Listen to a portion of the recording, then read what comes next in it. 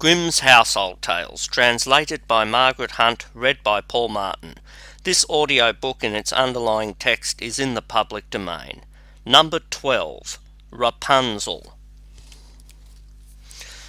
There was once a man and a woman who had long in vain wished for a child. At length the woman hoped that God was about to grant her desire. These people had a little window at the back of their house from which a splendid garden could be seen, which was full of the most beautiful flowers and herbs. It was, however, surrounded by a high wall, and no one dared to go into it because it belonged to an enchantress named Dame Gothel, who had great power and was dreaded by all the world. One day the woman was standing by this window and looking down into the garden, when she saw a bed which was planted with the most beautiful rampion, Rapunzel, and it looked so fresh and green that she longed for it and had the greatest desire to eat some. This desire increased every day, and as she knew that she could not get any of it, she quite pined away and looked pale and miserable. Then her husband was alarmed and asked, "What ails you, dear wife?" "Ah," she replied, "if I can't get some of the rampion which is in the garden behind our house, I shall die." The man who loved her thought, "Sooner than let your wife die, bring her some of the rampion yourself, let it cost you what it will." In the twilight of the evening he clambered down over the wall into the garden of the enchantress, hastily clutched a handful of rampion, and took it to his wife.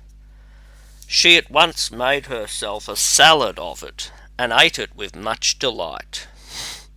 She, however, liked it so very much, that the next day she longed for it 3 times as much as before. If he was to have any rest, her husband must once more descend into the garden. In the gloom of evening, therefore, he let himself down again, but when he had clambered down the wall he was terribly afraid, for he saw the enchantress standing before him. "How can you dare," said she with an angry look, "to descend into my garden and steal my rampion like a thief? You shall suffer for it." "Ah," answered he, "let mercy take the place of justice. I only made up my mind to do it out of necessity. My wife saw your rampion from the window and felt such a longing for it that she would have died if she had not got some to eat." Then the enchantress allowed her anger to be softened, and said to him, "If the case be as you say, I will allow you to take away with you as much rampion as you will. Only I make one condition. You must give me the child which your wife will bring into the world. It shall be well treated, and I will care for it like a mother." The man in his terror consented to everything, and when the woman gave birth, the enchantress appeared at once, gave the child the name Rapunzel, and took it away with her. Rapunzel grew into the most beautiful child beneath the sun. When she was 12 years old, the enchantress shut her into a tower which lay in a forest, and had neither stairs nor door, but quite at the top was a little window. When the enchantress wanted to go in, she placed herself beneath it and cried, "Rapunzel, Rapunzel, let down your hair to me." Rapunzel had magnificent long hair, fine as spun gold, and when she heard the voice of the enchantress, she unfastened her braided tresses, wound them round one of the hooks of the window above, and then the hair fell 20 ells down, and the enchantress climbed up by it. After a year or 2, it came to pass that the king's son rode through the forest and went by the tower. Then he heard a song which was so charming that he stood still and listened. This was Rapunzel, who in her solitude passed by her time in letting her sweet voice resound.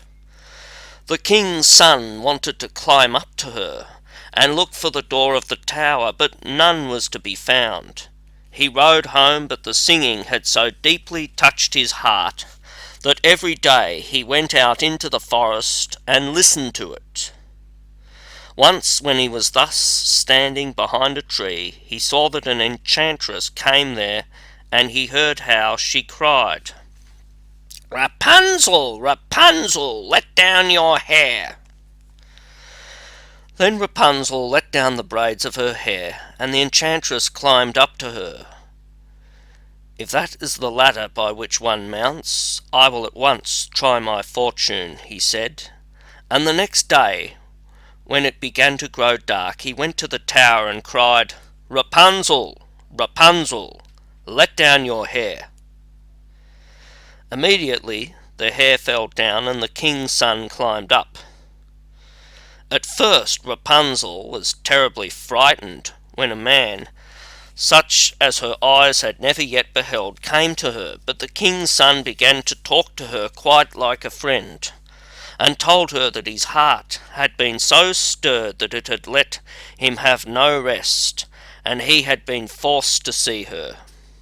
Then Rapunzel lost her fear, and when he asked her if she would take him for her husband, and she saw that he was young and handsome, she thought, "He will love me more than old Dame Gothel does." And she said yes, and laid her hand in his. She said, "I will willingly go away with you, but I do not know how to get down. Bring with you a skein of silk every time that you come, and I will weave a ladder with it, and when it is ready I will descend, and you will take me on your horse." They agreed that until that time he should come to her every evening, for the old woman came by day. The enchantress remarked nothing of this, until once Rapunzel said to her, "Tell me, Dame Gothel, how it happens that you are so much heavier for me to draw up than the young king's son. He is with me in hardly a minute." "Ah, you wicked child," cried the enchantress, "what do I hear you say? I thought I'd separated you from all the world, and yet you have deceived me." In her anger, she clutched Rapunzel's beautiful tresses, wrapped them twice round her left hand, seized a pair of scissors with the right, and snip, snap, they were cut off, and the lovely braids lay on the ground. And she was so pitiless that she took poor Rapunzel into a desert, where she had to live in great grief and misery.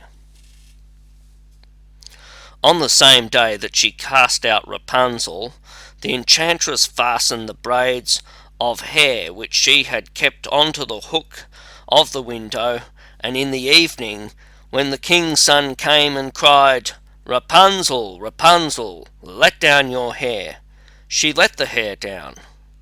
The king's son ascended, but he did not find his dearest Rapunzel above, but the enchantress, who gazed at him with wicked and venomous looks. "Aha!" she cried mockingly, "you would fetch your dearest, but the beautiful bird sits no longer singing in the nest. The cat has got it, and will scratch out your eyes as well. Rapunzel is lost to you.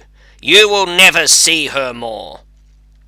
The king's son was beside himself with pain, and in his despair he leapt down from the tower. He escaped with his life, but the thorns into which he fell pierced his eyes.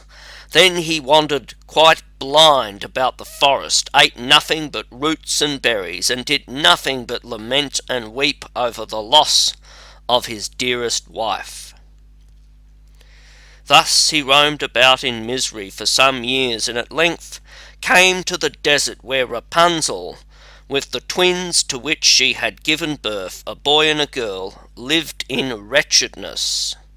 He heard a voice, and it seemed so familiar to him that he went towards it, and when he approached, Rapunzel knew him and embraced him and wept. 2 of her tears wetted his eyes, and they grew clear again, and he could see with them as before. He led her to his kingdom, where he was joyfully received, and they lived for a long time afterwards, happy and contented.